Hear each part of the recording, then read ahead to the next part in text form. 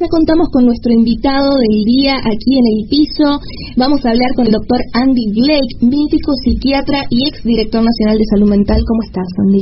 ¿Qué tal? Buen día, ¿cómo están? Buenos días, muy bien, un gusto recibirte, a charlar con vos aquí en la mesa.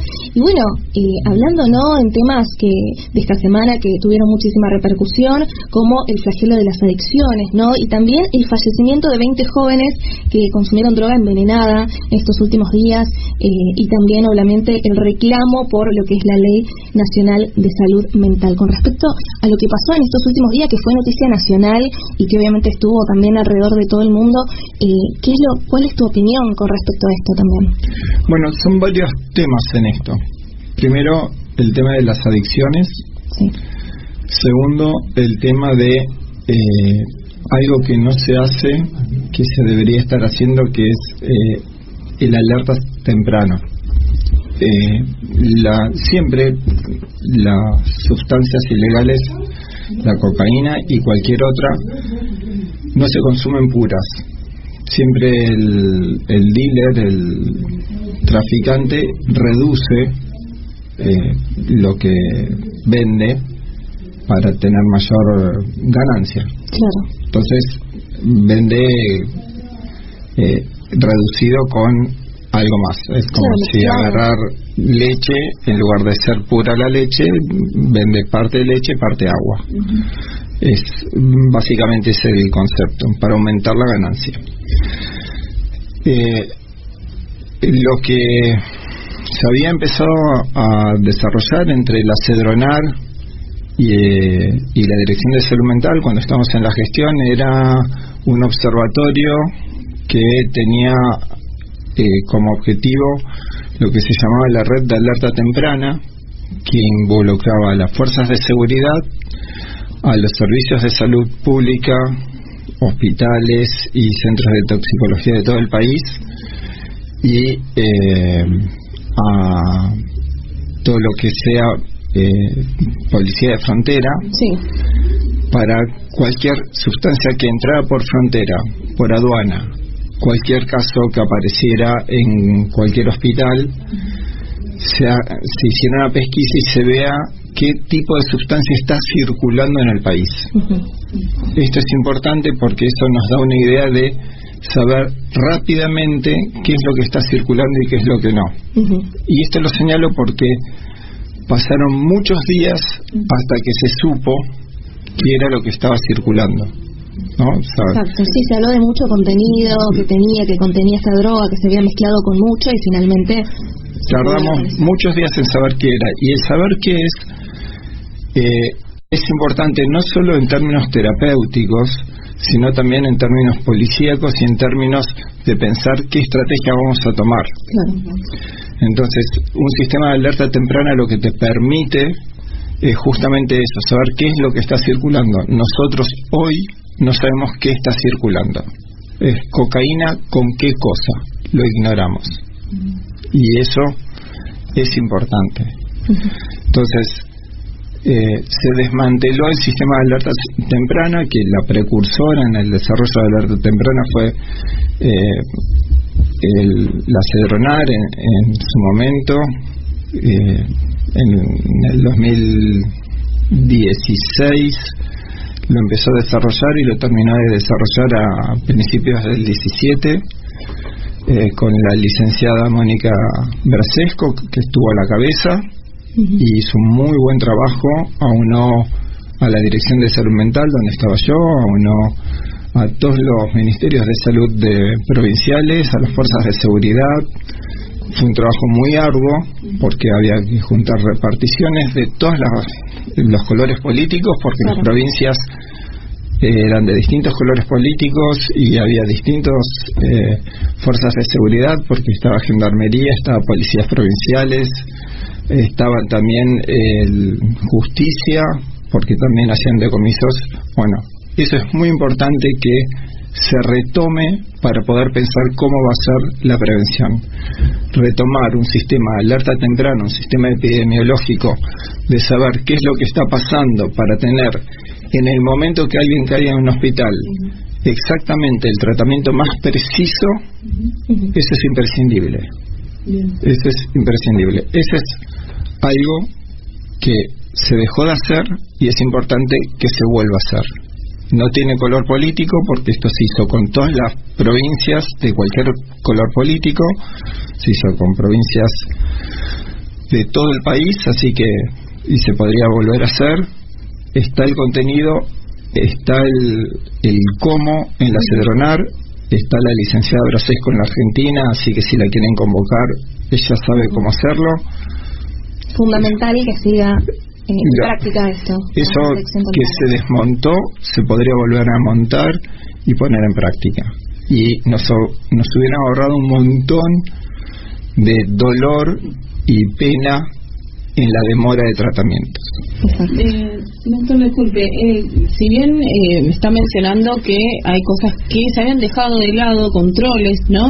Que se habían dejado de lado, dejado de hacer, y que ahora debido a este lamentable hecho se tienen que ajustar y se está poniendo ya nuevamente el foco, digamos, en acelerar, en ver, en prevención y demás.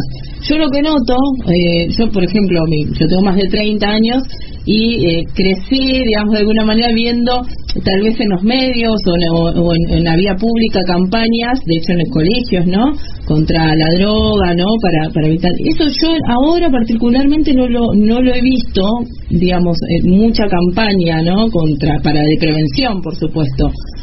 ¿No cree que es momento tal vez de empezar de nuevo a difundir, digamos, ya que hay internet ahora, ¿no? Bueno, ese es otro de los temas que debería tratarse, que es el tema de la prevención. Hay una banalización del tema del consumo de sustancias, ¿no? Hay la sustancia, porque sea verde, por ejemplo, la marihuana no es nociva. Que sea verde no quiere decir que no sea nociva.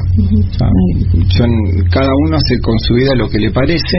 Yo no me voy a poner a opinar con cómo lleva adelante su vida, pero la marihuana es nociva, el tabaco es nocivo, pero la marihuana es más nociva que el tabaco, porque provoca todos los daños que provoca el tabaco, más problemas psiquiátricos. O sea, que el tabaco no los provoca.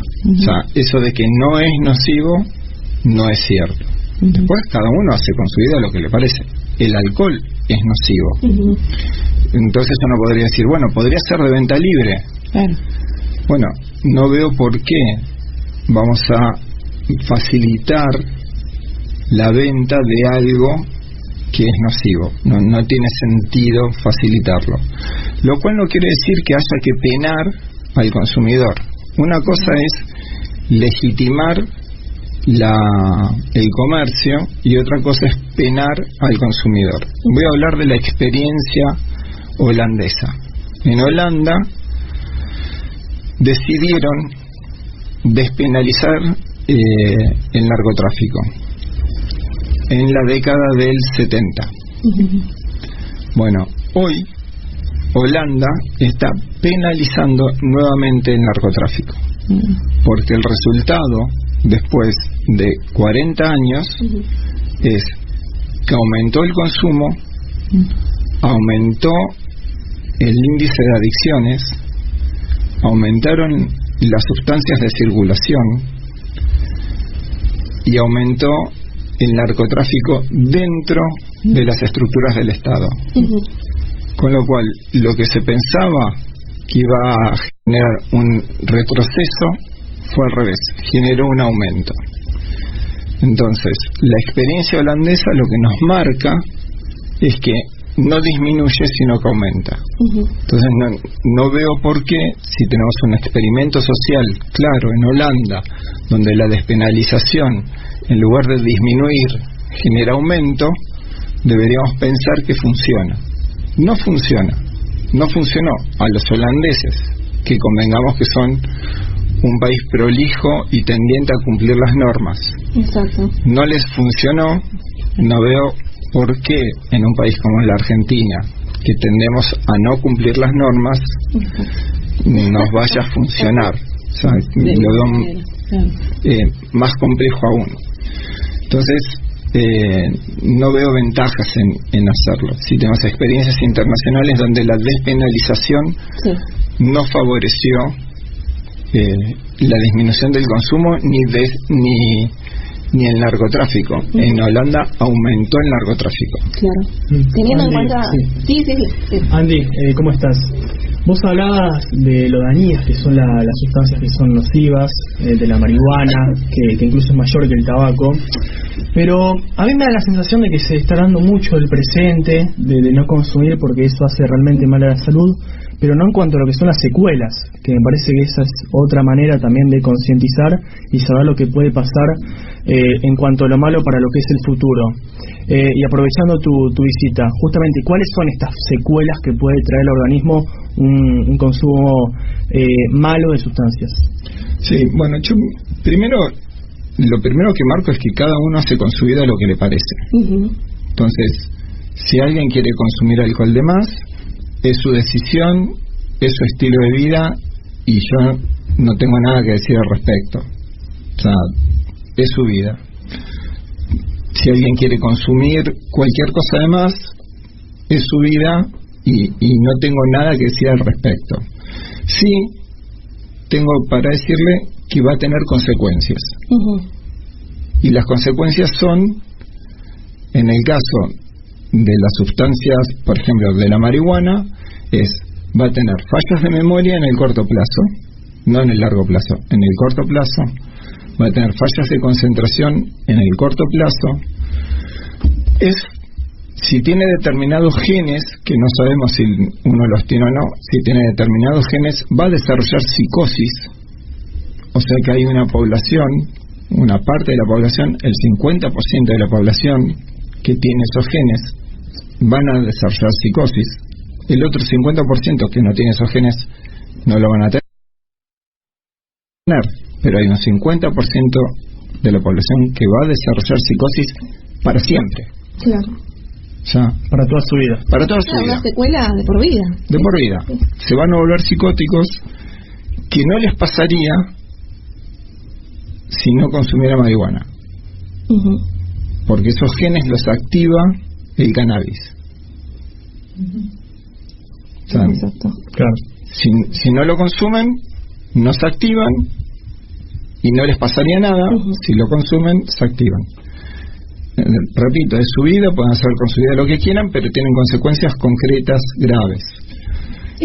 Y la otra cosa que pasa es que la falla de memoria, la falla de atención, lleva implícito una disminución de la capacidad intelectual, que en el largo plazo aumenta esa disminución de la capacidad intelectual en un bajo rendimiento intelectual significativo. Y en esto hay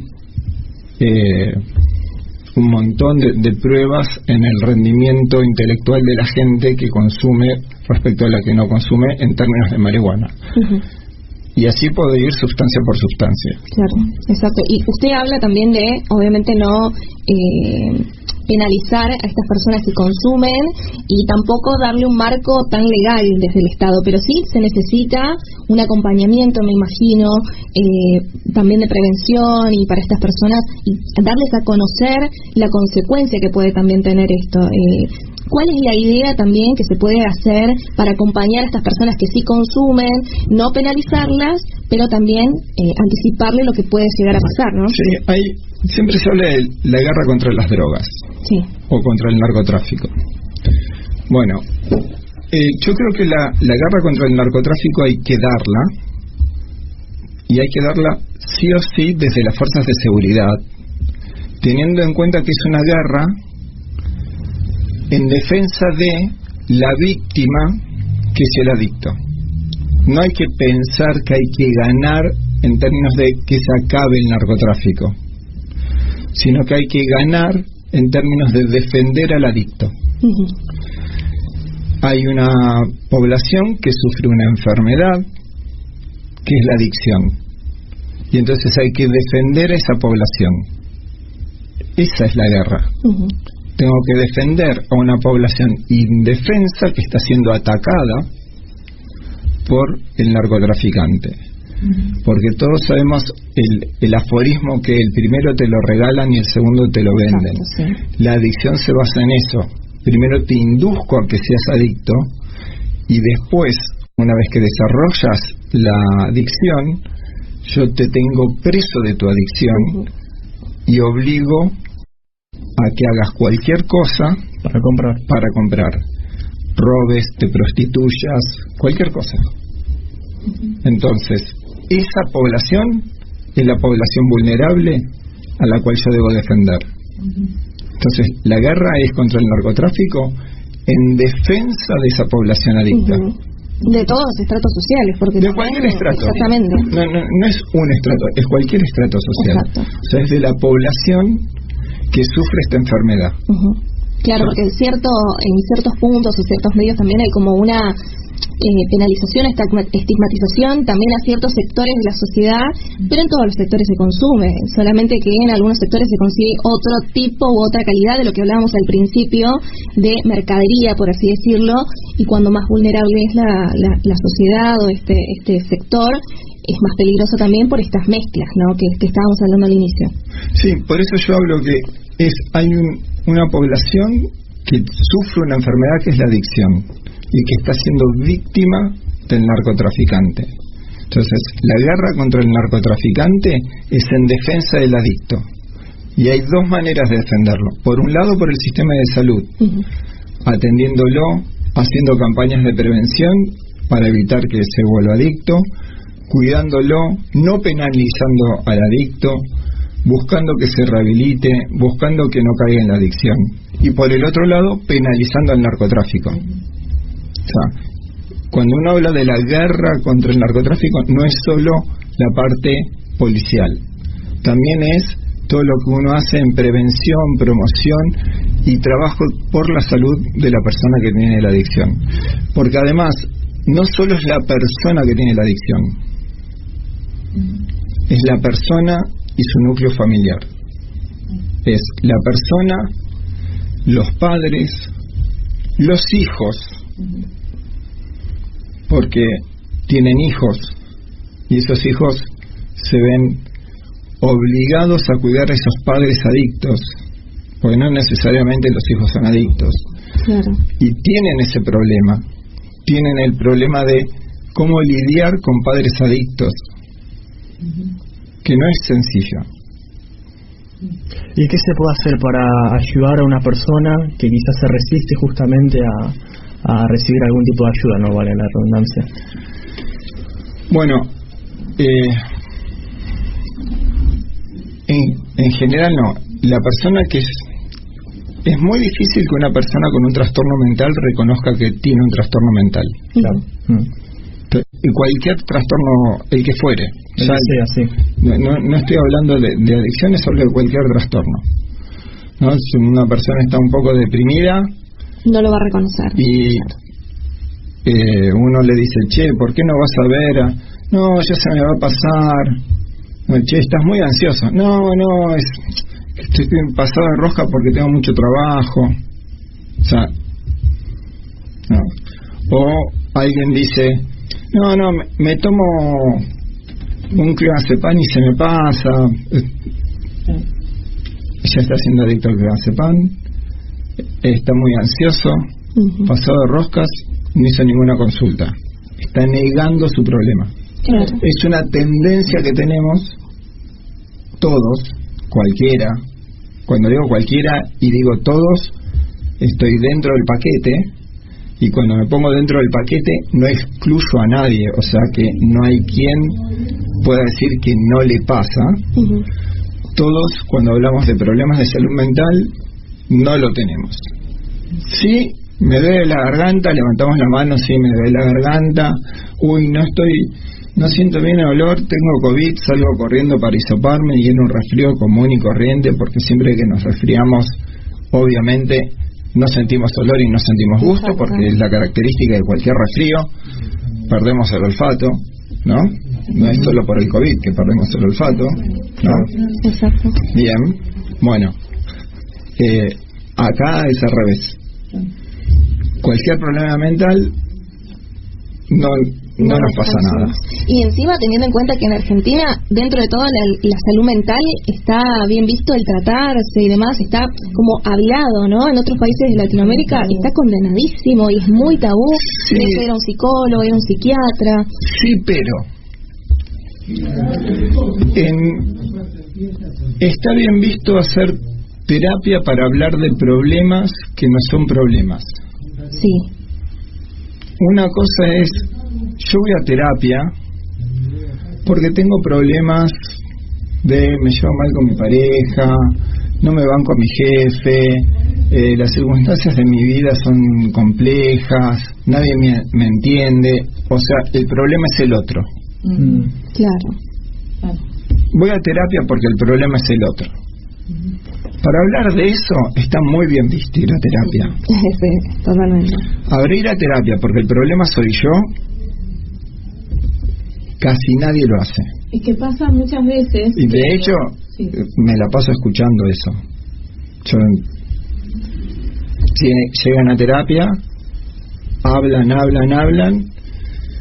y no es nuevo. Freud tenía una pregunta, o sea, imagínense hace cuántos. Sí. O sea, en el siglo XIX. Esta pregunta era del siglo XIX, de Freud. Era cuando terminaba de hablar la paciente, le preguntaba, ¿y usted qué tiene que ver con todo eso? La tan conocida frase, sí. ¿No? Esta frase era porque la persona hablaba de todo lo que le pasaba alrededor, claro, y ella no tenía nada que ver.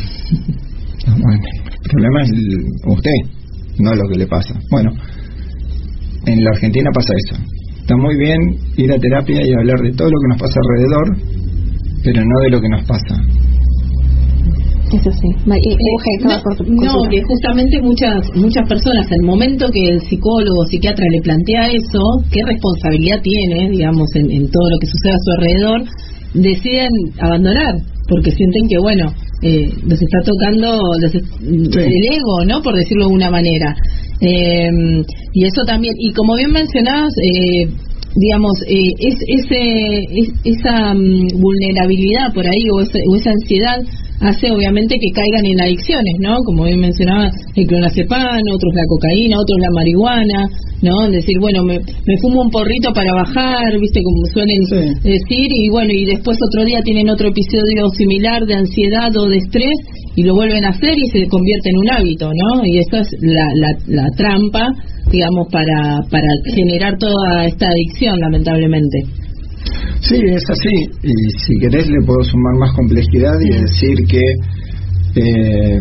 está la cultura puesta por ejemplo, en el último primer día de clase, donde los chicos van... desbarrancan, podemos decir. Sí, van ebrios, beodos, para decirlo como si yo fuera un profesional, al colegio, ¿no? Como si fuese normal. Como un día más. Sí.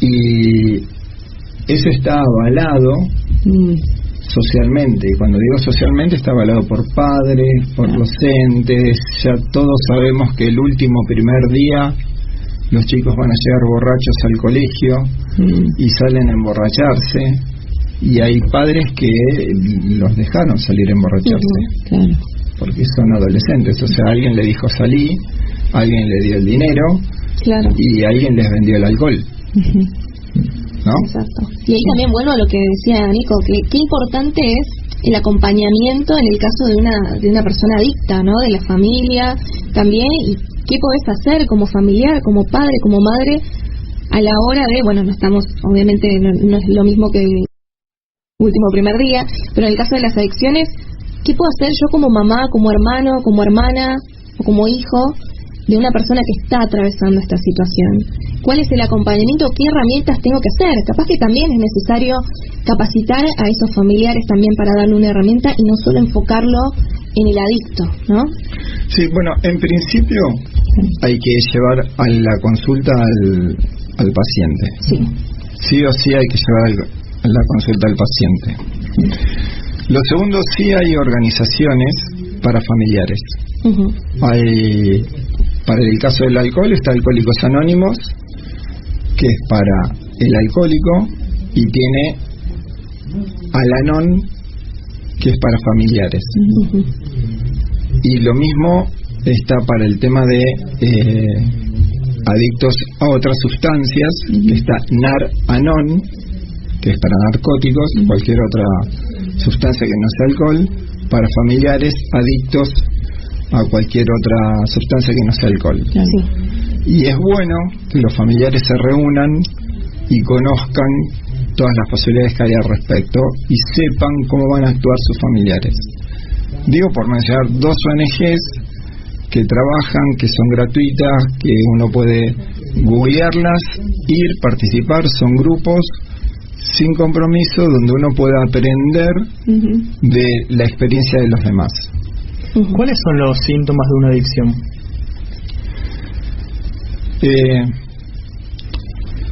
Depende de la adicción, pero lo más común no. Lo primero es el cambio de conducta. El cambio de conducta de la persona. Lo segundo, del cambio de conducta, lo que vos vas a observar es una conducta, aparte del cambio de conducta habitual, empieza a hostilizar a la familia porque empieza a buscar cosas que le permitan acceder a la sustancia. Entonces empieza a exigir por parte de la familia cosas que le permitan acceder. Y ahí varía según la sustancia. No es lo mismo el alcohol que la cocaína. O sea, la cocaína es más cara que el alcohol, entonces el modo en que tiene de hostilizar es distinto, porque necesita sí o sí conseguir más dinero que para el alcohol. ¿Sí? Y el cambio de conducta en el alcohol es más sencillo de observar que en la cocaína. Es muy interesante hablar de salud mental, es muy interesante hablar de adicciones, de prevención también, por supuesto. Y siendo este tema también, y volviendo a lo del acompañamiento, a lo de los familiares, y recurrir a estas ONG, investigar también, obviamente si tenés alguna situación similar que estás pasando, podés acudir a una de estas entidades, que estaría bien que la repitamos nuevamente. Sí, está Nar-Anon para familiares de gente con problemas con narcóticos, o sea, cualquier droga que no sea alcohol, y Nal-Anon para alcohol. Y está Narcóticos Anónimos y Alcohólicos Anónimos para los pacientes. Perfecto, entonces, perfecto. Obviamente, como digo, repito, es importante hablar de salud mental, es importante acudir a profesionales, es importante tener mucha capacitación, preparación también, y obviamente estar acompañando, es lo principal. Aquí estamos junto al doctor Andy Blake. Muchísimas gracias por estar aquí con nosotros en la mesa y traernos un poco de luz también en esta materia. Así que muchísimas gracias, médico, psiquiatra y exdirector nacional de salud mental.